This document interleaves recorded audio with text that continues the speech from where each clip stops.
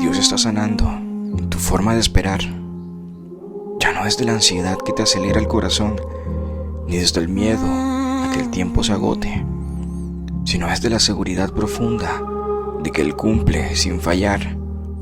Está transformando tu espera en confianza madura, en una fe que no se desespera, sino que descansa en su carácter. Tal vez antes esperabas con tensión, pero ahora Dios te está enseñando a esperar con paz, a soltar el control, a confiar incluso cuando no ves movimiento visible. Porque cuando Él promete, no improvisa. Cuando Él habla, sostiene. Dios traerá estabilidad a tu vida, claridad, firmeza y fe, y con Él siempre podrás vencer. Escríbeme si así también lo crees.